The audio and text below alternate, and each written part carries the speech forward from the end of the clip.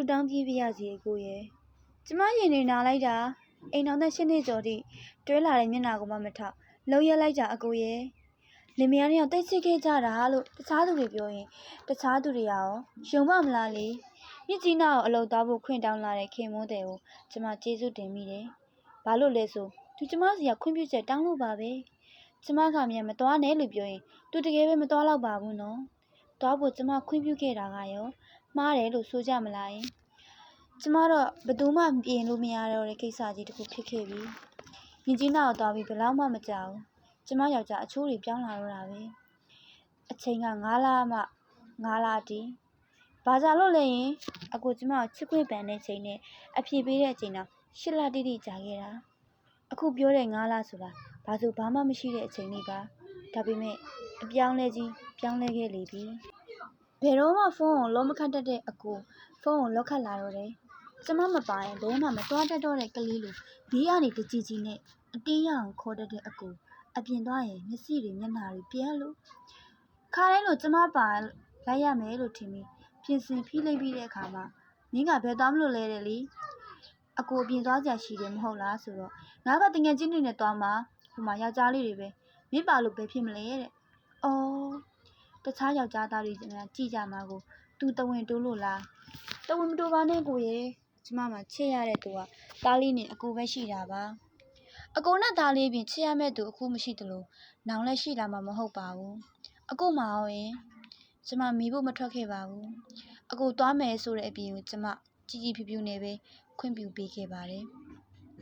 အရေးကြောင့်ရှိလို့ဖုန်းလေးခဏငှားပါအောင်ဆိုတာတော့အလုပ်ကိစ္စတွေပါလို့မကြည့်ပါနဲ့တဲ့ညဘက်ဆိုပူတာကိုအကြောင်းပြပြီးအခန်းပြင်မှာတယောက်တည်းသွားအိတ်တက်တဲ့အကိုကိုတက်ထားတဲ့အဲကုန်းလေးကနေကြောင်ကြည့်နေလေပြီ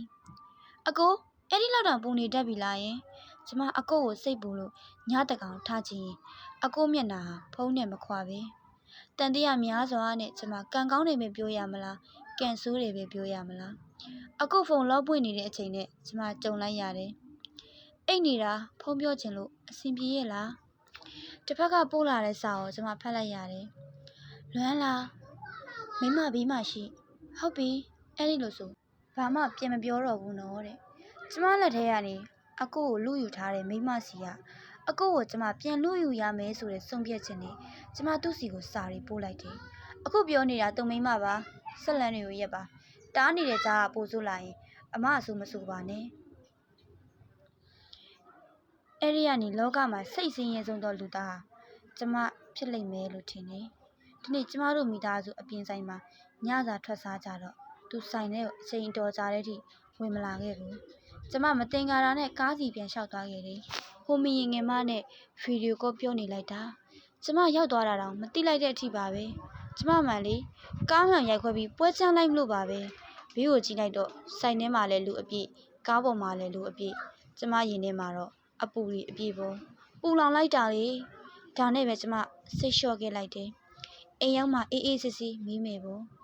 အိမ်ရောက်ချင်းကျမမေးကြည့်တော့ဘီယာဆိုင်မှာတွေ့ခဲ့တဲ့ကောင်မလေးကိုစိတ်ပူလို့ဖုံးဆက်မိတာပါတဲ့သူချက်ချင်းဝင်ခံလိုက်တယ်နည်းနည်းလောက်မြန်ဟန်မဆောင်နိုင်ဘူးလားအကိုရဲ့ဘာလို့စိတ်ပူတာလဲလို့မေးတော့အသက်ငယ်သေးလို့လမ်းမရောက်မှမိုးတယ်လေ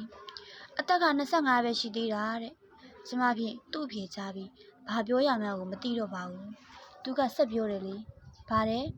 အစ်စီကလီပါတဲ့အချိန်တိုင်းပြီးတော့မှာပါသူ့ကိုအချိန်ပေးပါတဲ့အကိုပြောတော့ငယ်သေးလို့လမ်းမရောက်မှမို့လို့တဲ့ကိုမွေးမှကိုတမီးရွယ်မှအကိုရဲ့သူတို့ဇလန်းဟာကြာလီပိုဆိုးလာလီဖြစ်လာတဲ့နောက်ပိုင်းတစ်ဖက်ကမိန်းကလေးစီကျမစာပို့လိုက်တယ်အမသိနေတာကြားပြီးမဲ့အကိုကိုချက်တဲ့စိတ်တစ်ခုလေးနဲ့အကိုပြောနေတာမြင်ချင်လို့အမအားလုံးကိုမသိကြအောင်စောင့်နေပေးခဲ့တာညီမလေးအခုကိစ္စမှာအမညီမလေးကိုအပြစ်မတင်ဘူးမုံလည်းမမုံဘူးဘာလို့လဲဆိုတော့အမမှာညီမလေးရွယ်ညီမ2ယောက်ရှိလို့ပဲညီမလေးကိုလည်းအမရဲ့ညီမလေးတယောက်လို့သဘောထားပြီးပြောမယ်နော်ညီမလေးအရွယ်ညီမလေးရုပ်ရည်နဲ့လူလွတ်မျိုးသားကိုရှာနိုင်ပါတယ်အမတို့မိသားစုကိုတော့ပြိုကွဲအောင်မလုပ်ပါနဲ့အိမ်တော်တစ်လျှောက်လက်ပြားနဲ့တောင်မတူဘူးတဲ့အမယောက်ျားအခုဆိုအမကိုလက်ပါနေပြီအမတောင်းမှန်ပါတယ်နော်အမယောက်ျားကိုထမပတ်သက်ပါနဲ့တော့စာပို့ပြီးကျမငိုချပစ်လိုက်တယ် စာမပို့ခင်တည်းကမထိုးတော့ဘူးဆိုပြီးတဆုံတွေးထားပြီးသားကွဲပေးရမယ်ကွာပေးရမယ်ဆိုလဲဘယ်တက်နိုင်မလဲလို့အတွေးနဲ့ပေါ့ကျမလောက်ရမှန်သွားလေသလားဒါမှမဟုတ်ကျမမသိသေးတဲ့အကြောင်းတွေနဲ့လားမသိပါဘူးအကိုကပြောတယ်ကောင်မလေးကိုအပြက်ပြောပြီးပြီနောက်မဆက်သွဲတော့ပါဘူးအိမ်အောင်ရေးကိုလည်းအပြိုကွဲမခံဘူးတဲ့လေယုံကြည်ပေးရမလားဆိုတော့ကြွေဝေနေသေးပါအရင်လိုယုံကြည်စိတ်ပြန်ရဖို့တော့ကျမအချိန်တွေအများကြီးယူရအောင်မယ်လေအကိုဂရိတွေတီးပါစေအကိုလောက်ရက်တွေမှန်ခဲ့ပါစေတားလေးနဲ့ကျမကိုစစ်မှန်တဲ့ချစ်ချင်းမြတ်တာတွေပြီးနိုင်ပါစေလို့သာကျမအသက်တကာရှုတိုင်းဆုတောင်းရမှာပေါ့